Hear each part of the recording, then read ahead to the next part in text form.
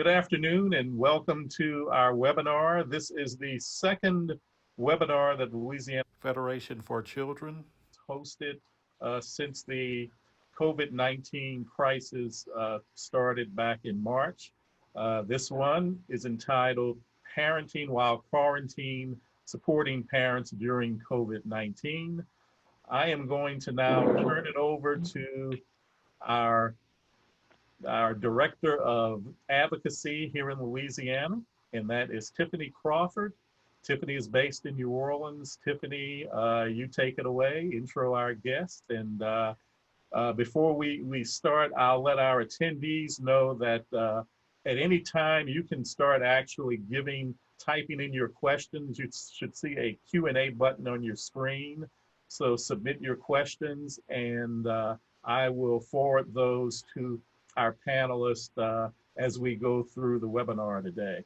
And when we relay your questions, we will only identify your question as coming from you from your first name. We're not going to use your last name. So take it away, Tiffany. Well, good afternoon, and I'm so excited to be on this webinar. We have two great panelists, and it's going to be a lot of information, a lot of important information shared. During this corona crisis, parents, we know that parents are taking a more predominant role in educating their children and supporting their education.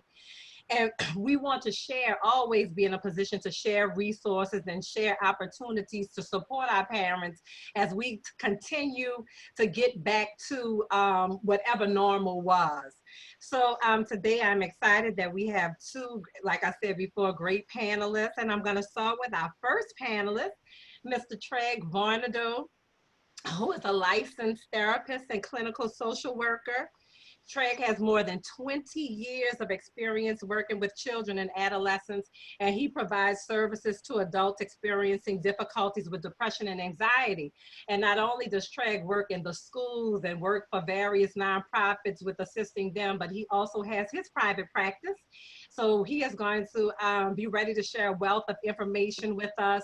And we also have Ms. Brittany Sykes, who is the program coordinator for the Urban League of Louisiana Parent Information Center.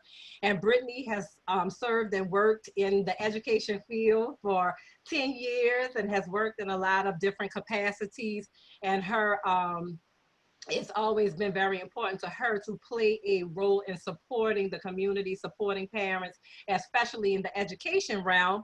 So we are excited to have Brittany here, who's also going to share some tidbits, information that she's seen from her experiences, and also the kind of resources that the Urban League provides to continue to help parents. So as Paul said, be ready for questions.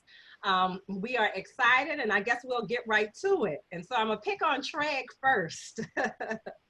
And so Traig, what kind of advice do you have for parents that are approaching the end of the school year? They're getting weary because they're trying to be, like we said, parents and teachers.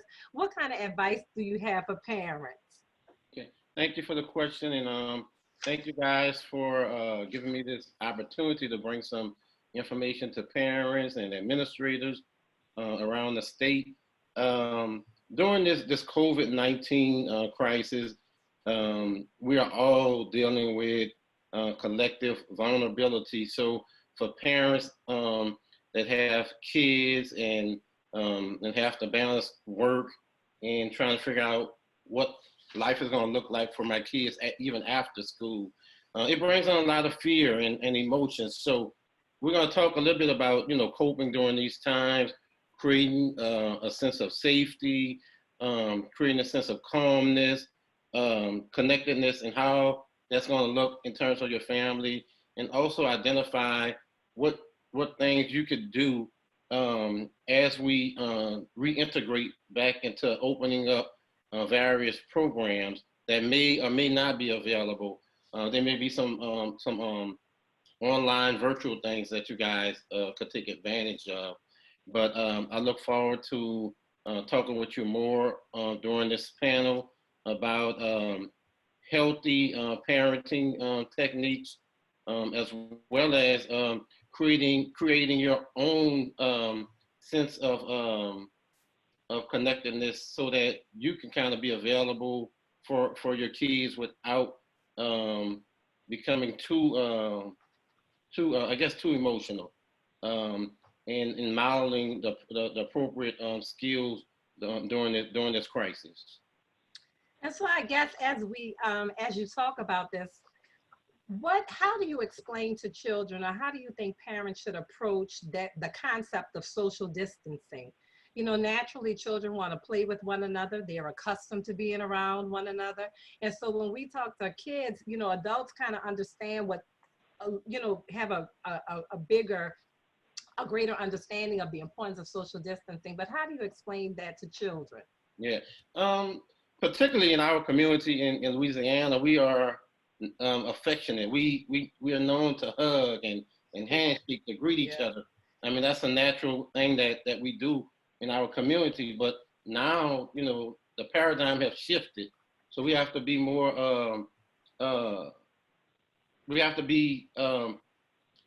let our kids know how important it is to remain a safe distance. So having those conversations early, talk about safety procedures, and be upfront with them about some of the harmful effects of not social distancing.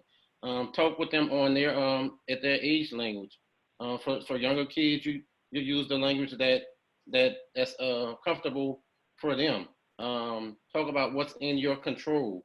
The things that's in your control are washing your hands, staying a safe distance, remaining vigilant, asking questions of things that you don't understand. Parents should be having conversations with their kids often, daily, just to kind of get their tone and their mood on how they're feeling with the social distancing piece. I know, particularly for me working in an elementary school, it's hard because sometimes unexpectedly kids they want affection, they want a hug, they want a handshake, and sometimes it's unprompted. So we have to kind of have those conversations up front now and say that, you know, we have to remain and keep our 6 feet distance, keep our protective gear on, and, you know, let them know the importance of that. And Brittany, I see you shaking your head. Is there anything that you want to add to that? Yeah, it's really difficult for children, especially, well, it's different in different ways for our kids. So for the younger kids, the most difficult thing for them is the unknown and not really understanding what coronavirus is and what this really means.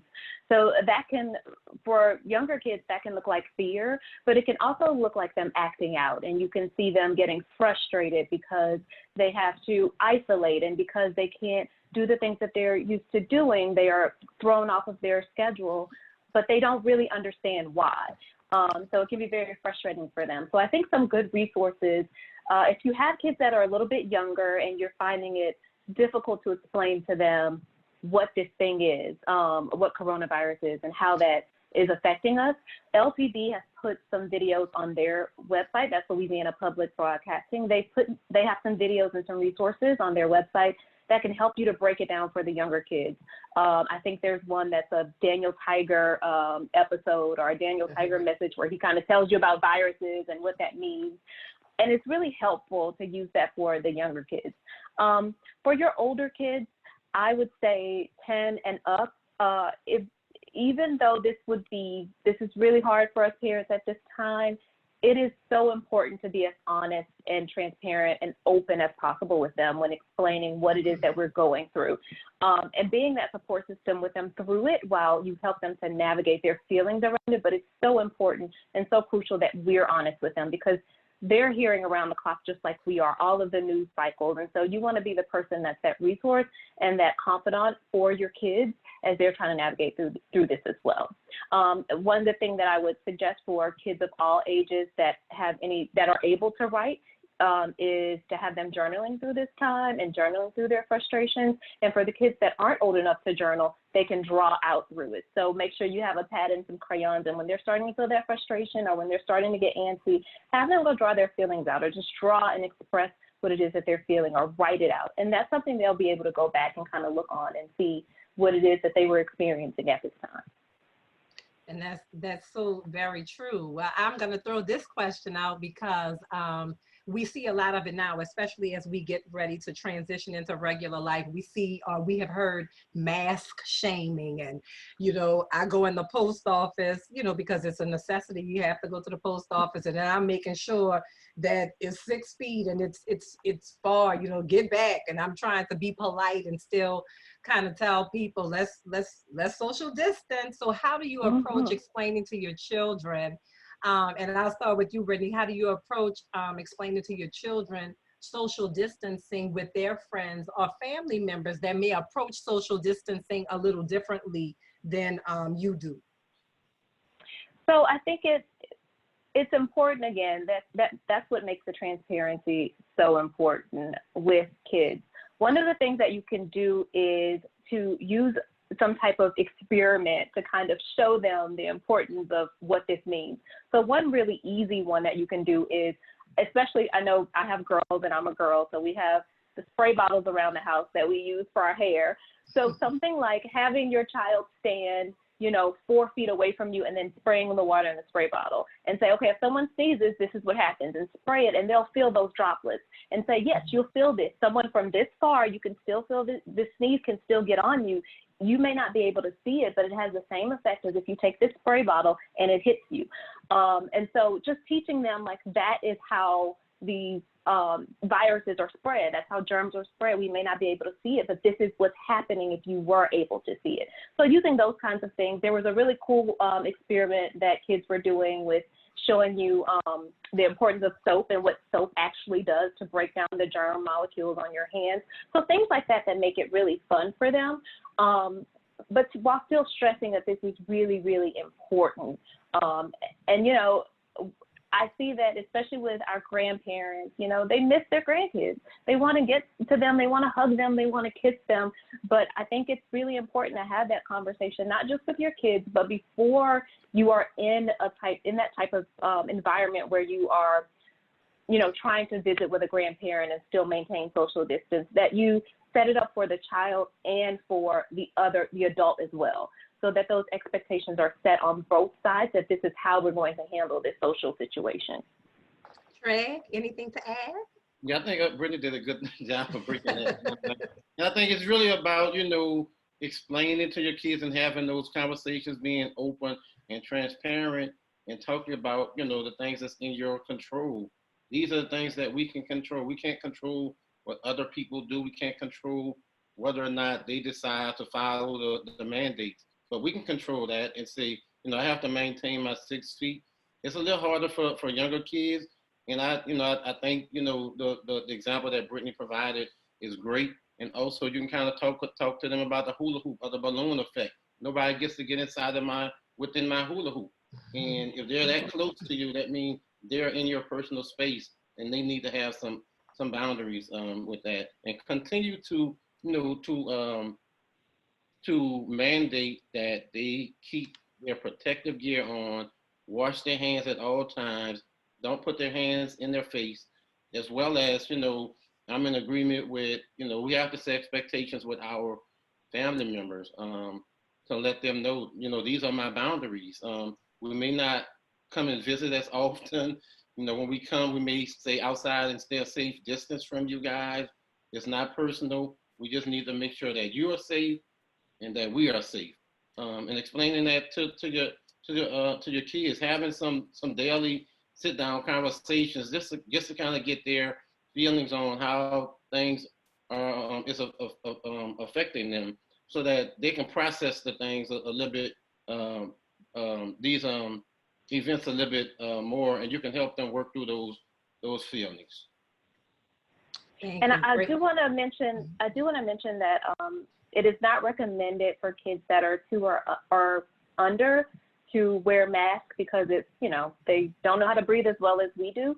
But there is still a way for you to try to keep them from at least putting their hands to their faces. So even if you have, you know, one of the like a bandana that has a looser cotton structure that can let more through, tying that around their face so that they know when they're putting their hands up to their face, they're blocked by, you know, this. Because for kids, that's really one of the main things, is that they keep wanting to touch their faces when they're out more than, you know, keeping, especially if it's a baby that you're holding. You can maintain social distance and keep them away from other people, but they want to touch their faces. So you want to try to do everything you can to keep them from putting those hands to their face. Traig made a good point about that hand thing.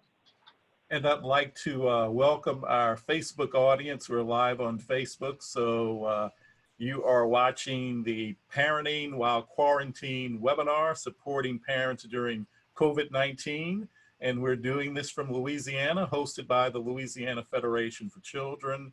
Our panelists are Traig Varnado. He's a family therapist here in the New Orleans area and licensed clinical social worker.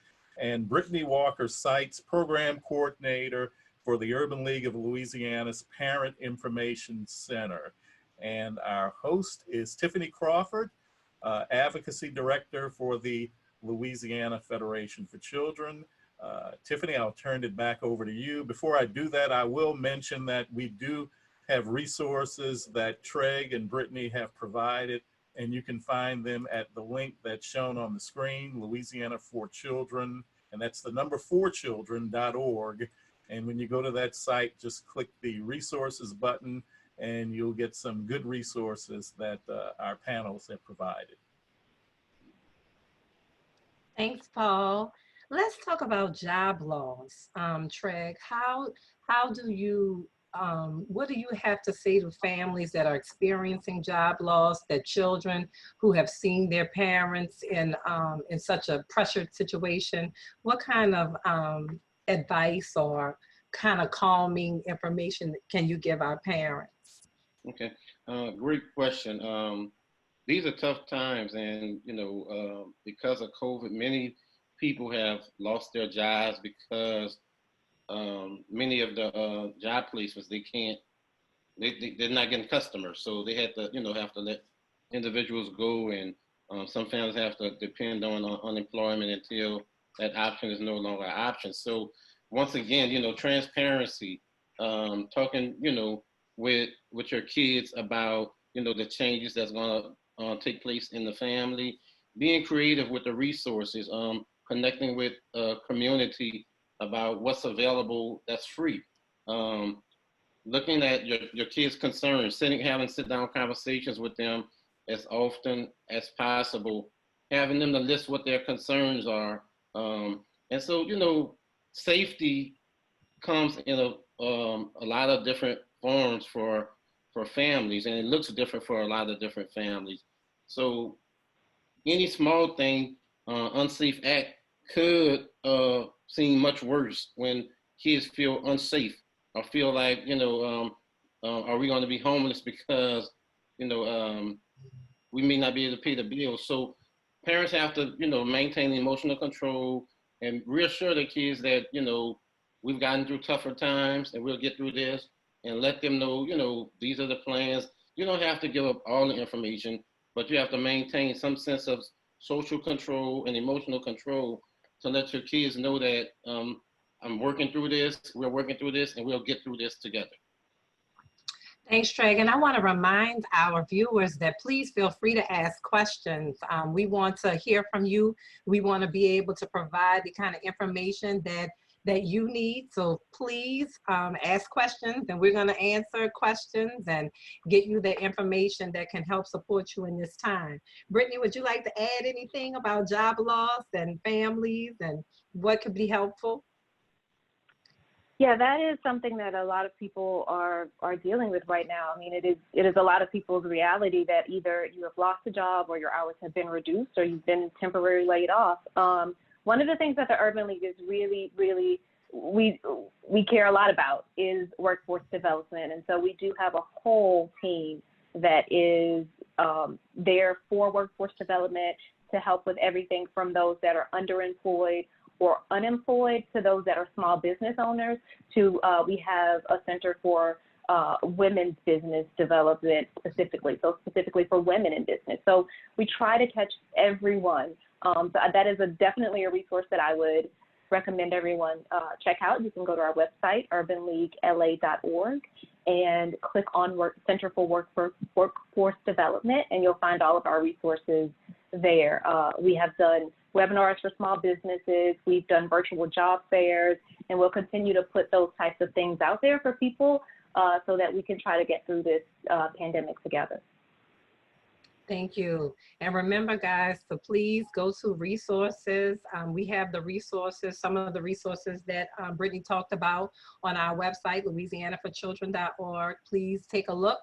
And again, please feel free to ask questions. And you can find the workforce development, some of our workforce development and job information in that resource guide that Louisiana Federation for Children has for you guys. So if you go on there, you can find them there as well with live links for you to click on and access it directly.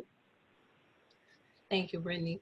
So let's talk about how do we talk to our children and even family members, adults, because this is something that a lot of us are dealing with death.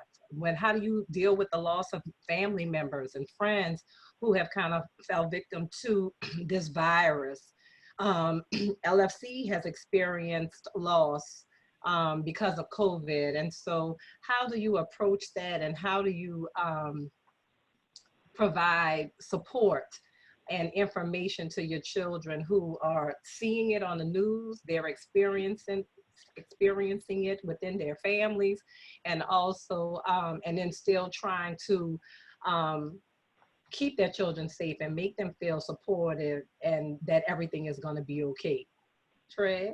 Yeah, so as we talk about complex grief and community grief, because most of us have, well, all of us have been directly or indirectly impacted by someone that has lost a loved one due to COVID. Our kids are watching the same programs that we're watching. They're watching the news. They're seeing the numbers going up. So, after that, we need to kind of try to minimize how much TV time that we're, and how much information that our kids are seeing. But also we need to have conversations after they hear those things, as well as, if they know of someone, a teacher or a friend's family member that have passed. Let's talk about how you're feeling. How does this make you feel? We need to be observant of their behaviors. Some kids may become more regressive in their behaviors in terms of becoming either more clingy or regress to some behaviors that they have developmentally passed, maybe whiny, or maybe wanting to sleep, in the bed with you versus sleeping in their own room. So we have to be really, really patient with our kids during this time and have healthy conversations with them as we continue to work through, through the impact that COVID has had on our community. I like the idea that Brittany has of journaling, because we have to have some type of outlets for our kids. I put some resources on the link that helps kids to talk about their feelings and their thoughts, as well as a few videos that helps with some of the social emotional impact of COVID. So parents, please have those conversations. You may see some behaviors that you have never seen before. It may be more aggressive, it may be oppositional. So those are the times that you really need to have a sit down and have those conversations with your kids and talk about what they're feeling, what they're thinking, and just be honest with them about how you're feeling. Because as you model getting through this tough time, they're going to watch you, and hopefully they'll be able to pick up on some of those behaviors on how you're handling, grief, and how you're dealing with loss of income or loss of, different aspects of our life. Right. Talk a little bit about what collective trauma is and how we can cope with it. Okay. So collective trauma is basically the idea that it's community. It's happening around the world. Everybody is dealing with it. We all are collectively vulnerable during this time.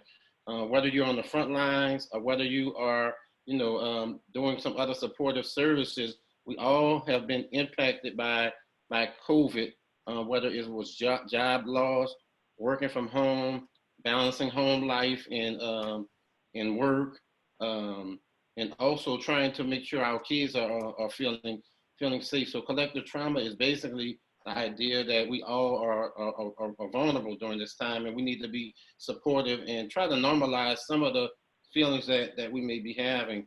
And some of the things that we could do as a family is have, create a schedule as close as possible to what school may look like, your school day may look like.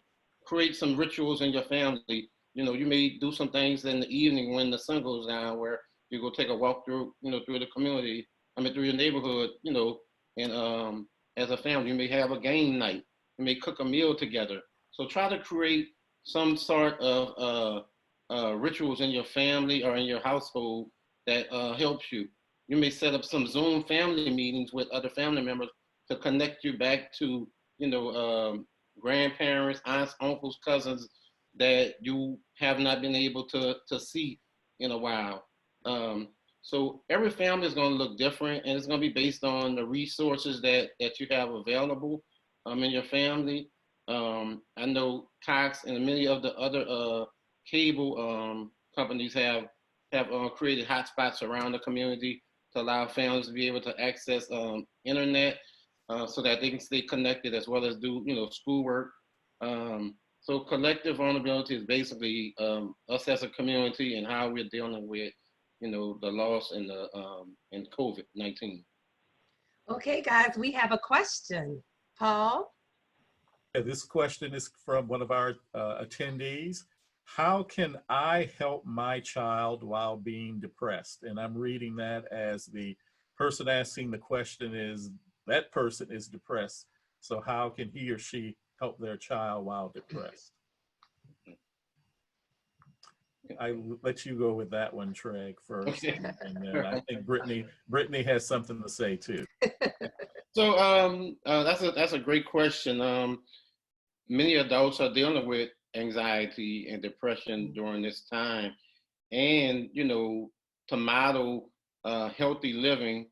If that depression is adversely impacting how you are able to care for yourself and care for your kids, the one thing I would advise you to do is connect with a therapist, connect with a mental health provider that could help you to process and get through these different feelings.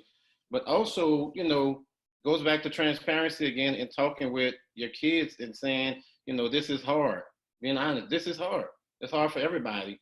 And, these are the things I'm going to do to make sure that you are safe and that I'm able to take care of you.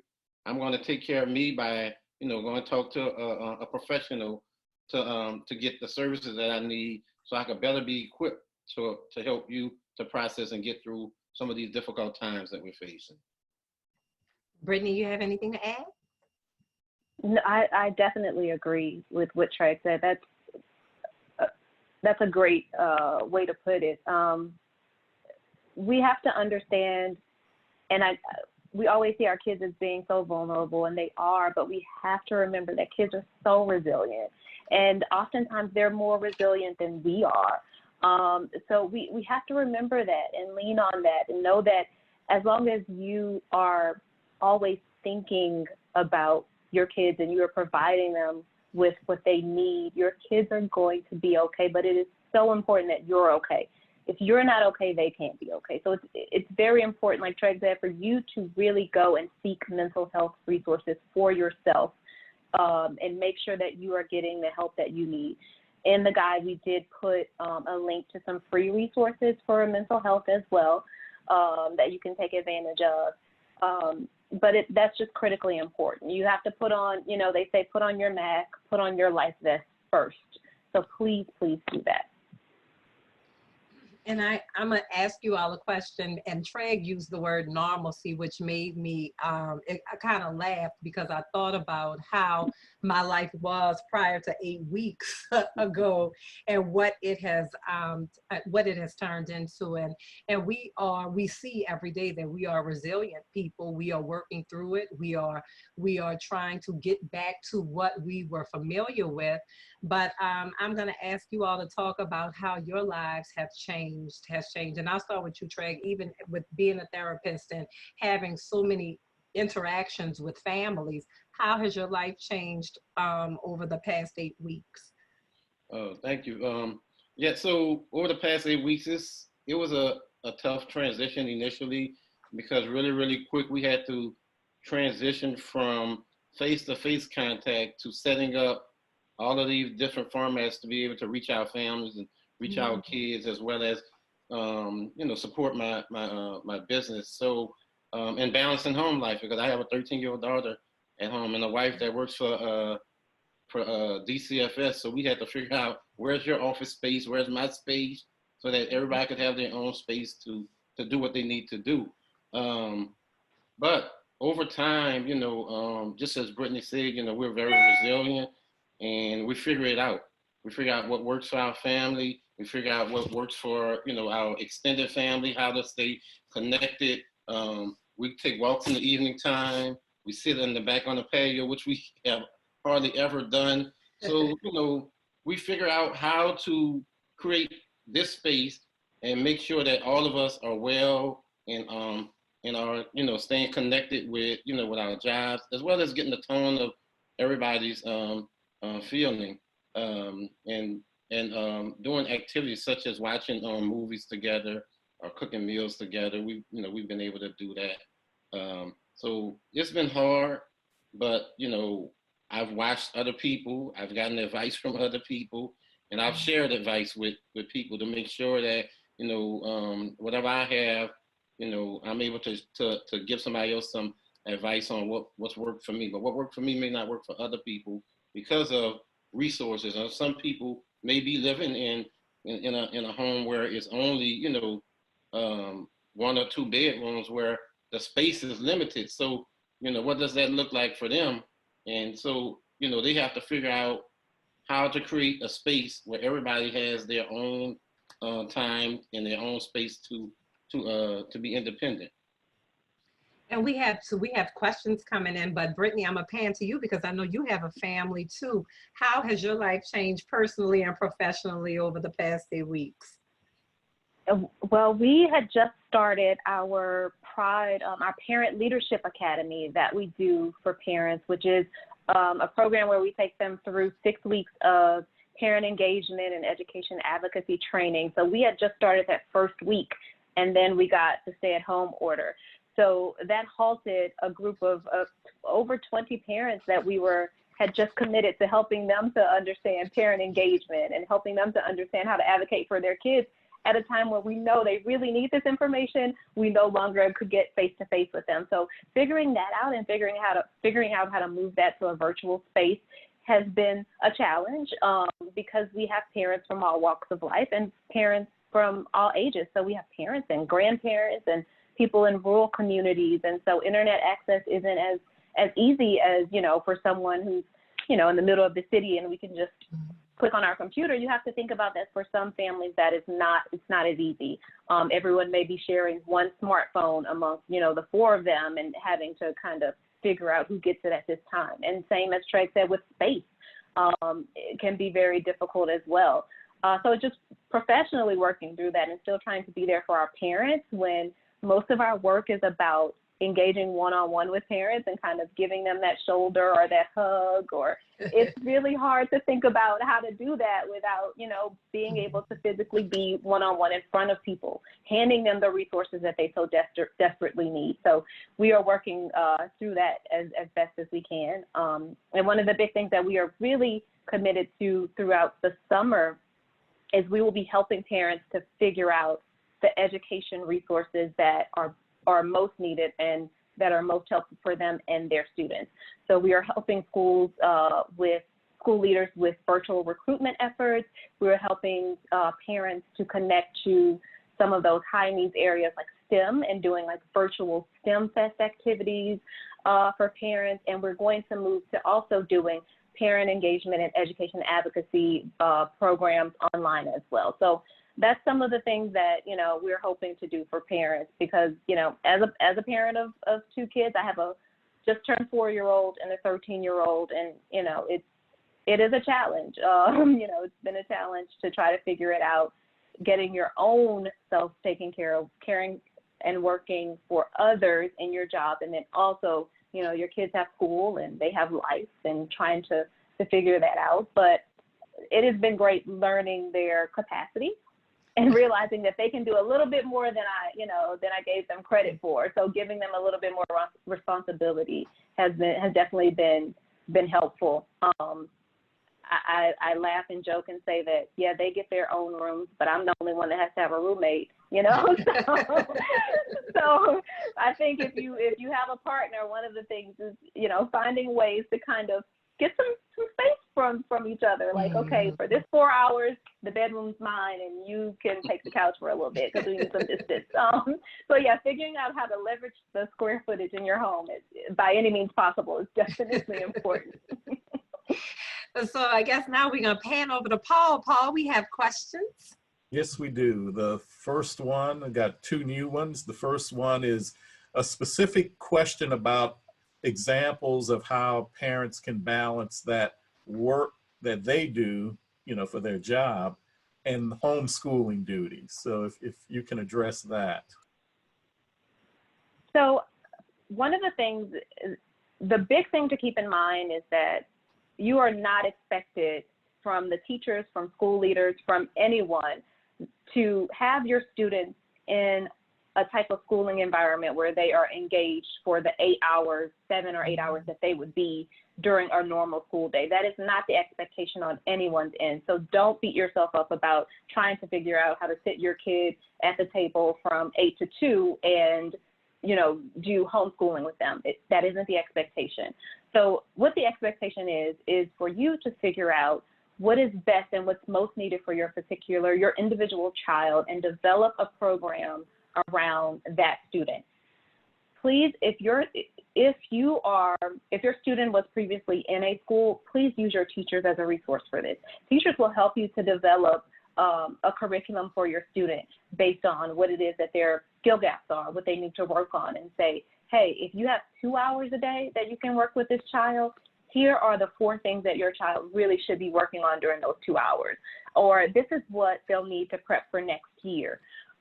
So think about doing that, a top 3 to 5 list of what's most crucial for your child, and just going with that and leaving and not worrying about the rest.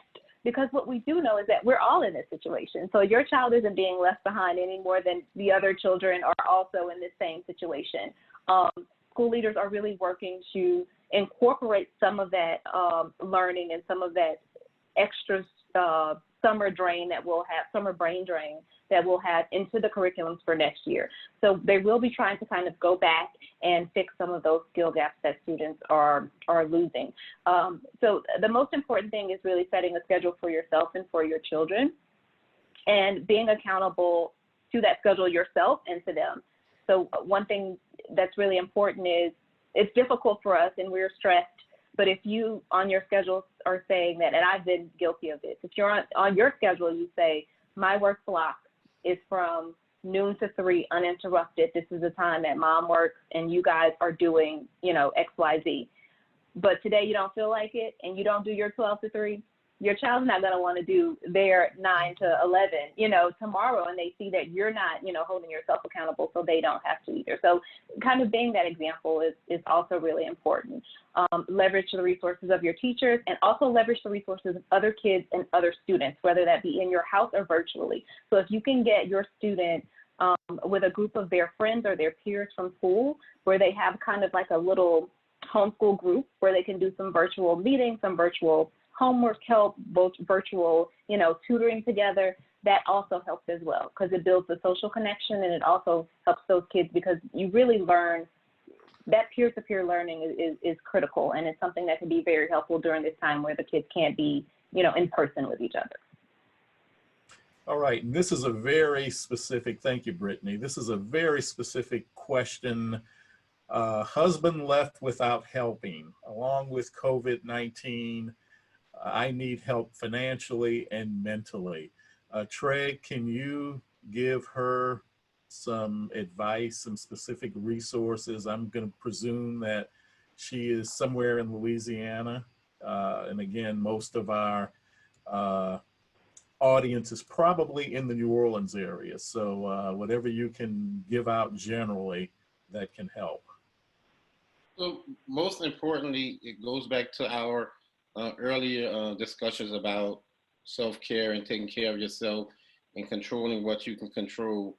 I'm sorry, you know, that your husband left and that it left a gap in income and a gap in helping to facilitate the things that your kids need.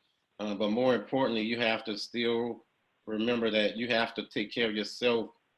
So connecting to resources in the community, there are various organizations that that's helping with rent.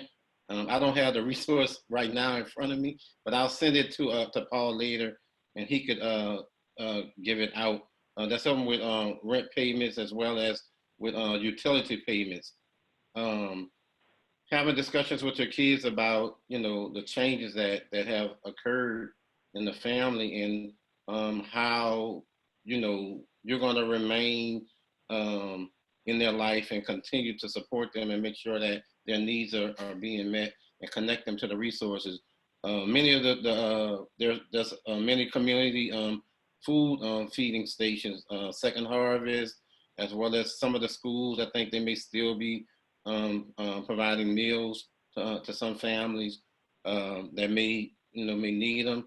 And I'm pretty sure over the summer months there's going to be some more resources that's going to be available to help families with connecting them to resources for food and utilities. But I just don't have that information in front of me right now.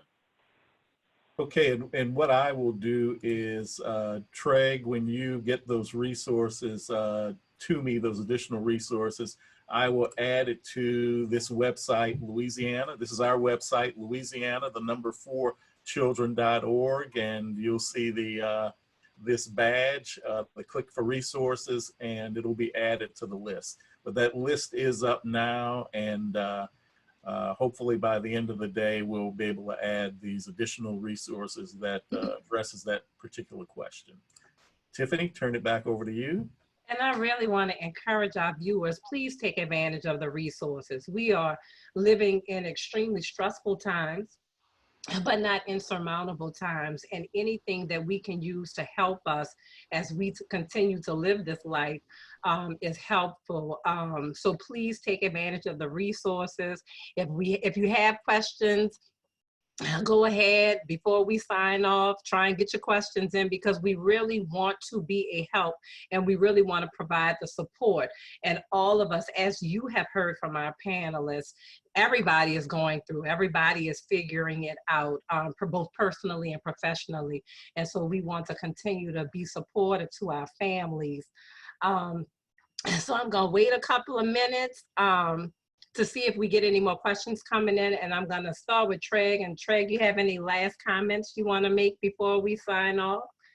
Yeah, basically I wanna just tell our viewing audience just to continue to exhibit the resilience that I know that we're built to have, as well as making sure that the adults take care of themselves. We cannot pour from an empty cup, so make sure self-care is a priority. Whether it's health, mental health, medical, take care of yourself so that you can best take care of your kids and other family members that may need assistance from you. Brittany? I echo that. Just give yourself grace during this time. This is a difficult time, and it's okay to acknowledge that, and it's okay to feel it at times and not always respond in the way that you would in normal circumstances. So give yourself grace for that and seek those resources and use them. Don't be too scared. Don't be too proud.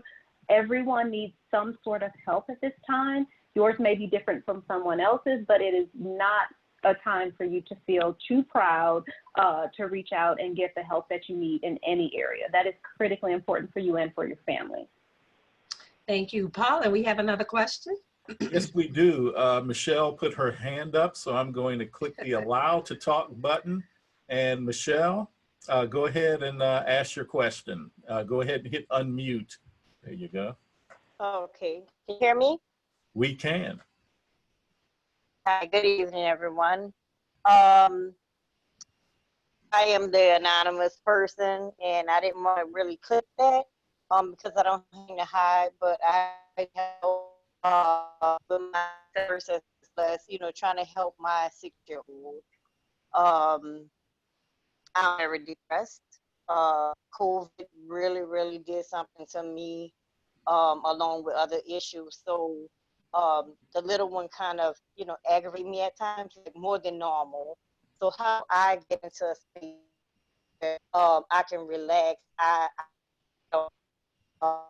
said before enough, and my other kids are grown, and I'm not having any help, with the little one, so I don't have any time for myself. She aggravates me, and I really don't exhibit that to her. And it's like I really don't know what to do. And I want to talk to her more. Sometimes I can't because I'm depressed. So how do I find time for myself? Like you said, Traig, the self-care and take care of yourself before you can take care of others. I agree, but I really don't know what to do or how to really handle it right now. So Michelle, thanks for that question. That's a really good question, and it's a difficult one to answer but I'll try to put it together for you. So in that situation, I think I'm not sure if you said how old your little one is, but going back to creating a schedule and a ritual in your house. This is the time we wake up. This is the time we eat breakfast, lunch, and dinner. This is my time. This is your time. And your time may be, your child's time may mean that you put them in front of a computer to do some work, or you may give them some things to draw or write. And then, you take your time and say, okay, this is my time from 1 to 2. I'm going to take care of me, whether it's you laying down and flipping through the TV, reading, or doing whatever you want to do, listen to music, to kind of disconnect and connect your thoughts. Secondly, more importantly, is if your symptoms of depression have gotten to the point where it's impacting your daily living, I would definitely connect with one of our mental health organizations to talk with a counselor to process even further, because there's so much that we can get done in this conversation, but there's so many benefits from talking to an expert and helping you to problem solve and connecting the pieces, as well as giving you some tools and resources to use in the family. So I hope I answered that question. And I hope I give you the information that you need that may be helpful. And I just want to say thanks, Michelle, for asking the question and coming on, because I know that is difficult. It's sometimes difficult to talk about, and the shame is not ever to have an issue. The shame is not asking for the help that you need. So I applaud your courage, and thank you for reaching out, and please take advantage of the information that has been shared to get the support that you need to get yourself back healthy. Paul? Yes. Thank you, Michelle. And, Traig, I'll ask you again, you may want to even add a couple of more resources on your list that helps out. And that list also at that Louisiana Federation, rather Louisiana 4, the number 4, Louisiana4children.org has our contact info. But we will be able to add that information. Thank you so much, Michelle. And I want to thank all of our viewers for coming on and getting the information. And I also would like to thank my teammates, Mr. Paul Dauphin, who is so supportive. And Paul is the Deputy Director of the Louisiana Federation for Children, and also a wealth of information and a technical guru. So I want to thank Paul always for his support. And then to our wonderful panelists that are committed to the community, they're committed to parents, they're committed to children, and making sure that we have a healthy community. And of course, when we asked them to come on without hesitation, they were willing to come on and share information to support all of you. So I want to thank again Mr. Traig Varnado, and I also want to thank Ms. Brittany Sykes for taking time to come and be that support as we continue to navigate through this pandemic. And we will have this webinar is being recorded. So we will email this out to all of our attendees, and it will also have the resource links in that email as well. So if you can't get to the website that I talked about, it'll be coming to you. So I thank everybody. Thank you, Traig, Brittany, Tiffany, and we'll have another webinar soon. Good day. Thank you. Thank you.